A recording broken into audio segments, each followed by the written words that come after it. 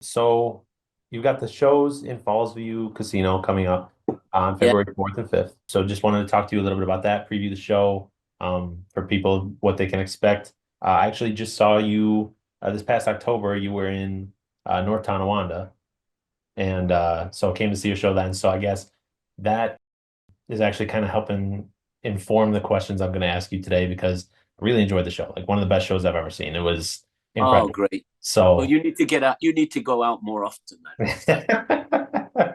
But yeah, I remember the North Tonawanda show. That's always a good. It's a great little place for us to play. We've I think played it a couple of times now. Hmm. But go ahead. Let's get going when you're ready. I'm ready when you are. Yeah. So your show involves like a lot of, interacting with the crowd. You go out, you do a good portion of your set from the audience and you get up close and personal with them. What does that mean to you, like seeing everybody coming out and just being able to interact with everybody? Well, I think it's kind of old-fashioned show business to go into the to interact one on one because I think what happened was um, it's kind of a bit dramatic, but the actors have a thing called the fourth wall. You're in a room and there's a fourth wall, and I decided I've done lots of plays and lots of television where there is actually a the camera is the fourth wall, and I don't know, just over the years I realized that I wanted the audience to be in the same room as me and have the same experience as me. I think I was doing an interview and I said, well, I know what the audience want because I think I am the audience. If I went to see Peter Noone, I would know what he wants to do, what he's going to do and what he wants to do, and when he's lost and when he doesn't have a quick reply, and that I remove the fourth wall, except there's still a fourth wall, but it's behind the soundman. It's at the end of the room.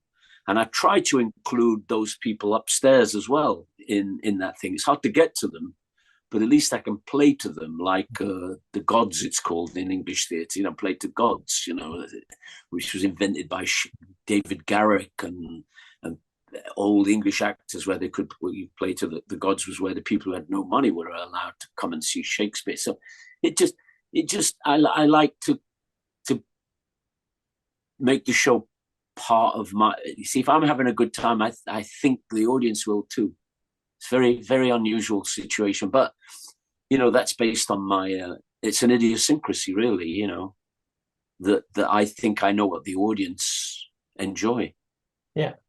And I think a lot of how you do that, you also integrate humor into your act as well. Like it's very funny show. And like the music obviously is great, but then like going the step further and being able to, have jokes, and then you had like some parody songs kind of at the North Tonawanda show just about like the local area. And Yeah, yeah. what does it mean to you to keep it light, I guess, and keep it like very much like keep everybody smiling the whole time? You know, I think remember, it's the only thing I can do really well. So I concentrate very hard on it. And I have friends who are very famous comedians, and I went to see their shows and I realized they'd done lots of research on the actual place that they're playing in, so that they knew how to hit the spots in the audience that make sense. Hmm. And the audience would understand what they were talking about. You can tell the same joke, bring the name of a local river into it every night. There's Right. always a different river, and there's always a different, there's always a funny sounding place nearby that everybody in the room knows about. And I think a lot of it's to do. A lot of my thing is that I learned. I mean, I've been doing it for 60 years now. More than 60 years, and I think you learn. At the beginning, I used to learn what not to do for a long time. Oh, I make sure I never do that, or make sure I never do that. And over the years, I'd learned what things that that was a good idea. I'll do that. And like it, if rather than have a guitar solo with the guitar player looking at the floor, being trying to be cool, I make the guitar player dance, and it's fun. Hmm. And they go, because it's not about, nobody cares how good or bad the guitar solo is. Like, when Herman's Hermits first started, we made a pledge amongst the guys in the band that we would concentrate on never trying to impress other musicians, because that would be fatal to a band. And it has been always. If a band suddenly said, let's show how good we really are, and they spend 9 minutes noodling, the audience usually leave by then. So unless it's Dickie Betts. So, we it's an entertainment package. It's a package of entertainment. It has a beginning, a middle, and an end. And George Burns once said to me, it's how you get on and how you get off. They'll forget the middle. I don't believe they forget the middle. I believe that you've got to get on well, get off well, and have a good middle, like a play, like a musical. I mean, I don't know if you even got an idea, but there were musicals like South Pacific and Sound of Music and West Side Story, where every song told the story and led you along in the plot. Well, I don't have a plot, so I just make up the story as I go along, and every night it's a different story because I'm an idiosyncratic person. I really love like your philosophy behind putting this show together. Like, I guess I talk to a lot of musicians, and I feel like this is the most I've ever heard someone like really going into putting the story together from beginning to end of the show, and how you build it. I just find it absolutely fascinating. Yeah, Um, well, no, I'm fortunate that all my songs do tell a story, and the songs that I throw in that aren't mine don't tell a story. hmm, I do a Johnny Cash song. You yeah. know, the Johnny Cash song thing started because we were playing somewhere in Virginia 40 years ago, and a train went by, and I said, "Ride this train," and I had a harmonica, and I woo woo, and the band was smart enough to pick up, and it's not the most difficult song to play, and we added that in. Then one night I did Ride This Train for a long time. Then one night we did Walk the Line, Hmm. and everybody in the audience knew the words. And I go, well, that is unbelievable. So I could say, can you believe that? The first song that we did that everyone knows the words, Gesundheit. The first song we played that everybody knew the words to was a Johnny Cash song. And Hmm. then I do a Davy Jones song, and people love that record. It's one of my top 5 records of all time, The Daydream Believer by the Monkees. I'm not a fan of the Monkees. I never was. I never saw the TV show. But that is some incredible record. And it means something to everybody in the audience. Like it or hate it, it means something. And I like to continue along that. And I do Sea Cruise because it gives the keyboard player a chance to show off. Otherwise, he's just like a keyboard player stuck on the side pulling faces. So, and the drummer makes himself known because he's a drummer. Do as much as they can, and it is a show. It's a show. There aren't any sort of bits that you go, oh God, when is this over? I'll go and get the car, is what I always say. There isn't an I'll go and get the car moment for all the guys. And luckily, Herman's Hermits was always, right from the very beginning. I remember we did, at the Cavern, we sang My Boy Lollipop. And it was way ahead of its time, but it was without us knowing we were doing it. We were testing if you could play in that dangerous bit near the sharks on stage, if you could mess with the audience sensibilities and sensitivities and go, and I still like to do that. I'm always careful never ever to ever mention anything to do with politics, but I'm a Christian. I sometimes make the sign of the cross like a soccer player, not like a pious religious man. That one that when they score a goal or the end of the game or they give them the World Cup, it's like my way of saying thank you to the audience. And I grew up a Catholic. I'm a recovered Catholic, and all that stuff works for me. And I found that the more I know about the room, I trust the people in the room that I play, which is something that I had to learn how to do. I trust that the lighting man is an artist and that the sound man is an artist, and they know more about that room than me. Okay, that's a given. You know more about this room than me. Now I'm going to do my thing, and I hope you do a great job, and that frees them as well. That's a free, because most people have an organized like B716. I want to keep it freer than that. It's got to be more freeform. So, it's not like a Genesis concert where everything has got a key, a tick tock, and I've been stopping the band halfway through a song because I can, and then I say, you think this is a mistake, but I did this on purpose just to prove that we're not a tape show. We're not tape. None of it is on. As far as you brought up the covers, like the Johnny Cash guy, like I know a lot of American people who can't do that accent as well as you did it. And so I found that fantastic. I thought the Daydream Believer cover was incredible. It was very good. How about how the audience sing along? That's Yeah. what. So you've hit their sweet spot, because this is a song that they know and love, and Peter Noone is singing. It's not that those guys aren't around to do it. I've been doing a bit of Benny and the Jets because I think it's such a great record, and then I do a Rolling Stones song. We changed that one around a bit because it's hard to play anything by the Stones as well as they play it, because everybody thinks that there's more to it. They start bashing around. And if you listen to the Stones record, there's these magical spaces, like in all da da da Mm. da da da da. You know what I mean? There's these magical spaces. Well, it's hard live. It's hard to do it because people go da da da da.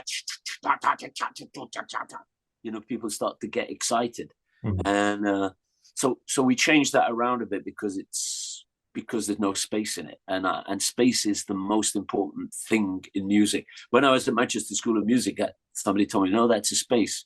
I said, "Well, is that a space to breathe?" No, that means a space. It's got no sounds in it, no notes and no sounds.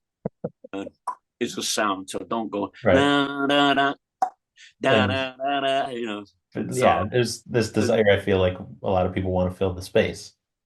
And yeah, and it gives people and obviously, ask Andrew Lloyd Webber. It makes the next moment more fascinating. yeah. Maybe And maybe one of your listeners, viewers, can tell me what is that called that Andrew Lloyd Webber does, where he does an off tone to make the next thing more interesting. I don't know what that's called. That thing I used to, but see if I can we find don't, it for you. we don't do it. But he does it in Okay. every show. Hmm. He's absolutely brilliant. It's quite astonishing how often he hits the spot. Hmm. And now, as far as the show goes, as far as the tour goes, what are you most looking forward to right now?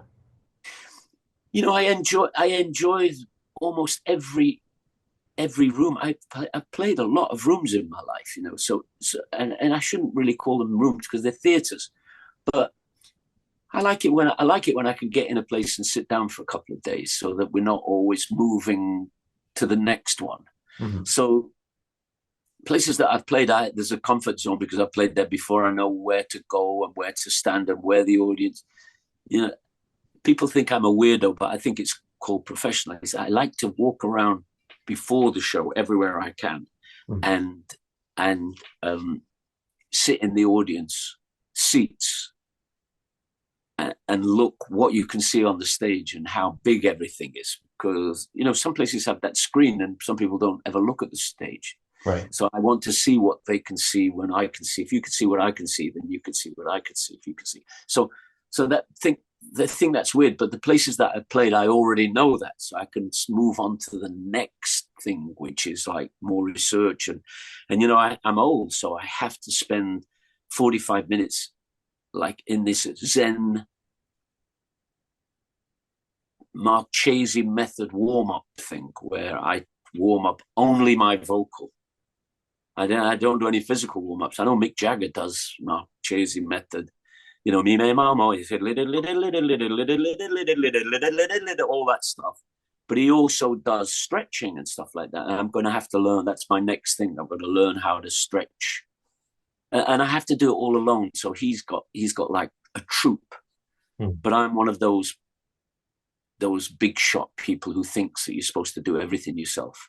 But I've slowly given away the lighting, the sound man. I've given them the ability to be artists themselves. So what I look forward to really is that there's hardly anything on a tour that I don't like. I enjoy the adventure of going to the airport, the adventure of seeing how long TSA and all that stuff takes, and being treated like a big shot on the plane, and not.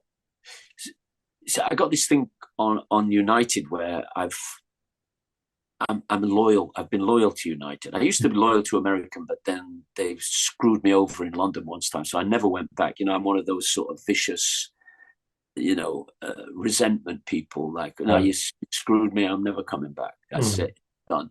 So, so I've got millions and millions of miles on United. So sometimes they pick me up at the plane, and you get off the door. You don't get off with all the passengers, and you go down and you get into a car, and you get in the car and they drive you to the next plane gate, and they put you on the plane there, and I can tell that the people on the plane are asking, who is that? Because I've always been under the radar. People don't recognize me. I can go everywhere. I go in supermarkets. I go everywhere. I go shopping with my wife. I take the dog to the vet. Nobody knows who I am, and that's that Peter Noone guy. Who is he? So I say, yeah, I'm one of the monkeys. I'm the dead one, and they, and it used to work better because there weren't so many dead monkeys. But I don't mind that people don't know who I am, and it's sort of it's an attraction to me to be under the radar in the real world, Mm. because what I do in my job is so unreal world that you can expect the high expectations of the unreal world that I live in. So when I go out in the real world, I'm fine to stand in a line and complain at Starbucks like everybody else does, and go, oh look, they've got donuts, and all those things that being normal requires you to do. So I call that under the radar, and I notice with some pride that the other two people who are under the radar are Mick Jagger and Paul McCartney, who can still wander around. They've got a hoodie or they've got a beard, and they still have some real life experience, like Mm. not real world, real life, real world experience. Like they can go in a store and say, "Could I get some spearmint chewing gum, or can I get that shampoo?" And when somebody says, "Oh my gosh, you're Paul McCartney," he will be able. He'll say, "Who? Could you give me yeah, sure, two Louis? What's the name, Louise? Two Louis, Paul McCartney. Thank you. The McLean's toothpaste. You know what I mean? It can be done, and I'm inspired by their under the radar thing. Like Mick Jagger has never been on a red carpet, Mm. and I once said I was on that American Idol show in America, and Uh, they said to go on the red carpet. I said, oh, I don't do the red carpet. He said, what do you mean you don't do the red carpet?